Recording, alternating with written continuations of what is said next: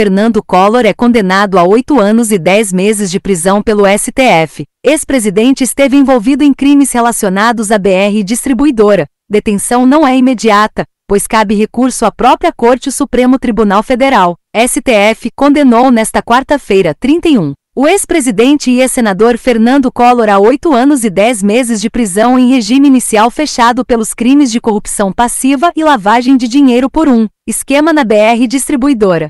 Ainda cabe recurso ao próprio STF e por isso Collor não será preso agora. O ex-senador também deverá pagar multa, indenização e ficar proibido de exercer funções públicas. Em nota, o advogado de Collor, Marcelo Bessa, disse que a defesa, reafirmando a sua convicção sobre a inocência do ex-presidente Collor, vai aguardar a publicação do acórdão para apresentar os recursos cabíveis. A sessão desta quarta-feira, 31, foi a 7ª consecutiva a analisar a ação penal contra Collor.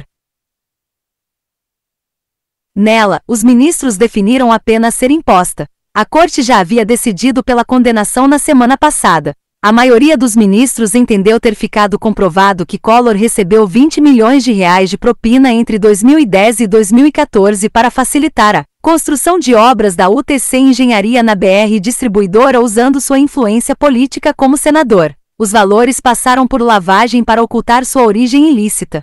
8 ministros votaram pela condenação do ex-senador, o relator Edson Fachin e os ministros Roberto Barroso, Luiz Fux, Carmen Lúcia, André Mendonça, Dias Toffoli, Alexandre de Moraes e Rosa Weber. Os ministros Nunes Marques e Gilmar Mendes votaram pela absolvição. Por uma decisão do STF da última quinta-feira, 25, os magistrados que absolveram o réu puderam votar nas propostas de pena.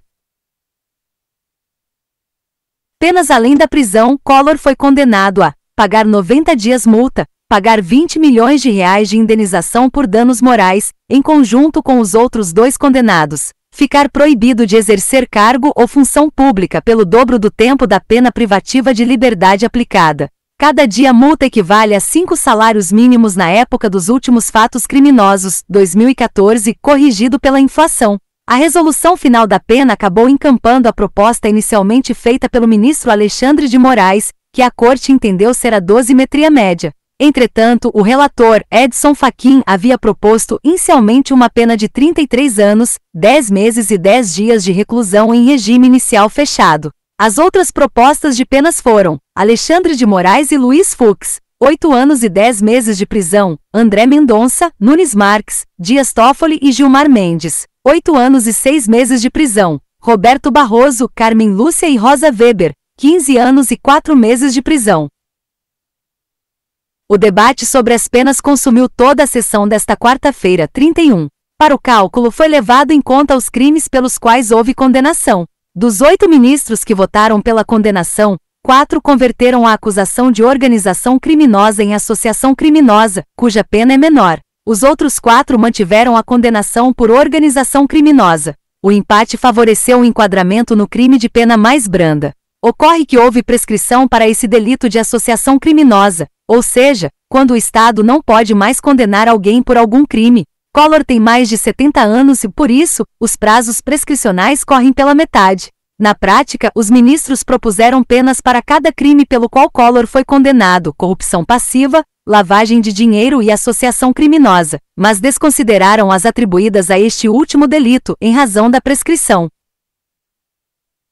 Além de Collor, também foram condenados no julgamento Pedro Paulo Bergamaschi de Leone Ramos, apontado como operador particular e amigo de Collor, e Luiz Pereira Duarte de Amorim, apontado como diretor financeiro das empresas do ex-senador. Bergamaschi foi condenado a uma pena de 4 anos e 1 mês de prisão em regime inicial semiaberto e pagamento de 30 dias multa. Amorim foi condenado a uma pena de 3 anos de prisão em regime inicial aberto e 10 dias multa.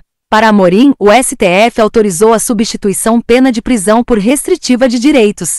No caso dele, a limitação de final de semana, comparecimento em casa de albergado por períodos nos sábados e domingos, e prestação de serviço à comunidade. Condenações: 4 ministros entenderam que Collor deveria ser condenado pelos crimes de corrupção passiva, lavagem de dinheiro e organização criminosa: Edson Fachin, Roberto Barroso, Luiz Fux e Carmen Lúcia. O ministro André Mendonça entendeu que não houve crime de integração de organização criminosa, mas de associação criminosa, cuja pena é menor. Ele concordou quanto à condenação por corrupção passiva e lavagem de dinheiro.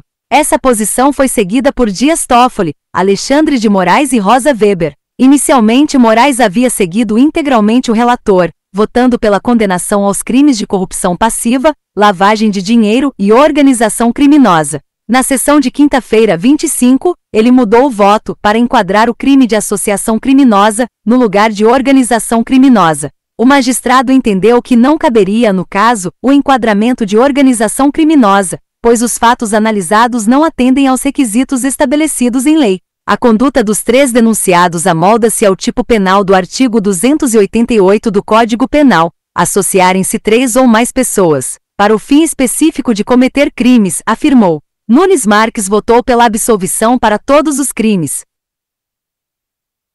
O ministro entendeu que não foi possível comprovar os fatos imputados pela acusação. Esse entendimento foi acompanhado por Gilmar Mendes. Entenda o caso que foi julgado é uma ação em que a Procuradoria-Geral da República PGR acusou Collor de recebimento de propinas em contratos da BR Distribuidora, antiga subsidiária da Petrobras na venda de combustíveis. As investigações começaram na Operação Lava Jato. Os crimes imputados ocorreram entre 2010 e 2014. A PGR acusou o ex-presidente e seu grupo de terem recebido 30 milhões de reais em propina. De acordo com a denúncia, a suposta organização a que Collor pertenceu teria recebido vantagens indevidas em contratos da BR Distribuidora em um suposto esquema que envolveria a influência do então senador para indicações estratégicas na empresa. A denúncia foi apresentada em 2015 pela PGR e aceita em 2017 pela segunda turma do STF.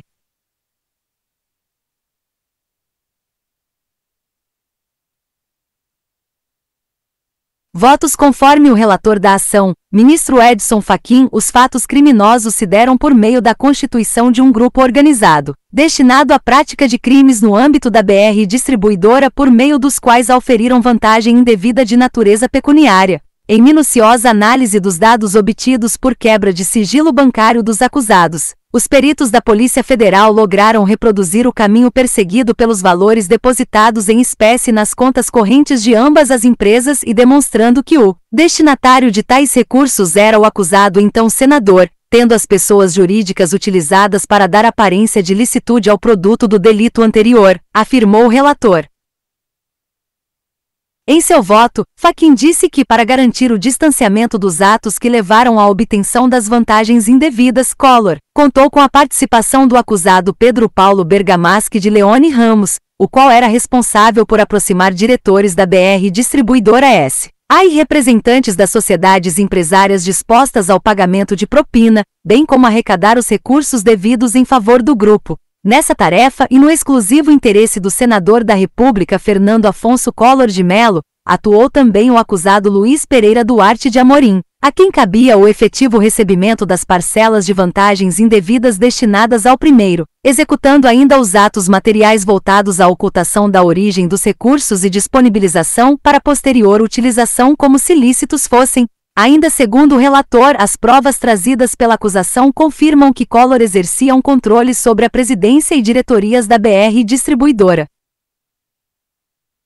Foram apreendidos documentos na casa do ex-senador e no escritório do doleiro Alberto Youssef, além de trocas de mensagens e de e-mails. A influência de Collor teria viabilizado, de acordo com Fachin, a assinatura de 4 contratos da construtora UTC com a BR Distribuidora para a construção de bases de combustíveis pelas quais o ex-senador teria recebido as propinas. Divergências. Primeiro a divergir e votar pela absolvição. O ministro Nunes Marques entendeu que as acusações se basearam em delações premiadas e que a PGR não trouxe provas suficientes para confirmar as imputações. Não há como se considerar comprovada a tese acusatória de que teria havido na espécie a sustentada negociação de venda de apoio político para indicação e manutenção de dirigentes na BR Distribuidora, tampouco que a suposta negociação tivesse por finalidade viabilizar prática de desvio de dinheiro público, afirmou. Inexiste lastro probatório suficiente para a comprovação de que 4 contratos da BR Distribuidora e UTC tenham se concretizado conforme a acusação. Outro a votar pela absolvição foi Gilmar Mendes. Em seu voto, ele fez diversas críticas às acusações contra Collor, por terem partido de delação premiada do doleiro Alberto Youssef. O ministro também criticou a Operação Lava Jato e seus ex-integrantes, como o senador e ex-juiz Sérgio Moro, União PR, e o deputado cassado Deltan Dallagnol, POD PR. O que acontece agora? Collor não será preso imediatamente mesmo com a condenação. Isso porque ainda cabem recursos da decisão ao próprio STF. Só quando a condenação se tornar definitiva, o chamado trânsito em julgado, ou seja, quando não couber mais recursos, é que ele terá que começar a cumprir a pena. Mesmo sendo ex-presidente e ex-senador, Collor deverá cumprir pena em uma cela comum, conforme a legislação. O Código do Processo Penal estabelece a possibilidade de ficar preso em cela especial a determinadas autoridades, como ministro de Estado, membros do Parlamento e magistrados, mas só em caso de prisão provisória, aquela antes de uma condenação definitiva. Para o advogado criminalista André Qued, sócio do Qued Vieira Advogados, em caso de condenação definitiva no STF, Collor vai para a prisão comum. A garantia de prisão especial, que é sempre cautelar, para ex-presidentes é uma construção interpretativa, pois não está expressa na lei. Em regra, a execução da pena deve se dar no local mais próximo da residência do condenado. O advogado criminalista Berlink Cantelmo, sócio do Cantelmo Advogados Associados, disse que a possibilidade de Collor ter direito à prisão especial se houver uma interpretação da lei de acordo com princípios da proporcionalidade e razoabilidade.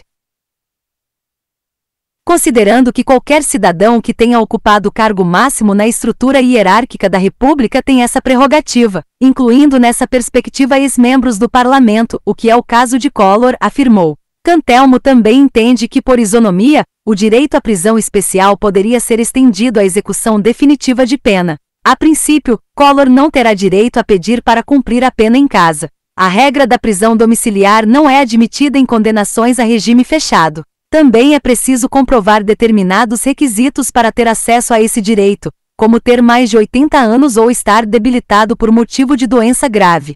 O que dizem as defesas? Os advogados dos condenados se manifestaram na sessão de 11 de maio, quando ainda eram réus, e pediram a absolvição do trio. Eles argumentaram que havia falta de provas para sustentar as acusações.